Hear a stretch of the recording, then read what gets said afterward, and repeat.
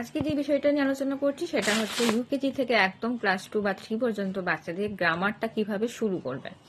দেখুন, গ্রামার হচ্ছে সব থেকে ইম্পর্টেন্ট, হচ্ছে বেশি করে ইমপ্লিমেন্ট করা জরুরি। গ্রামার যত বেশি ইমপ্লিমেন্ট করবেন তত বাচ্চা ভালোভাবে গ্রামারটা শিখতে পারবে। এবারে প্রথম যেটা শেখাবেন সেটা হচ্ছে অ্যালফাবেট। তাকে অ্যালফাবেটটা চিনতে হবে, কোনটা কোন অ্যালফাবেট।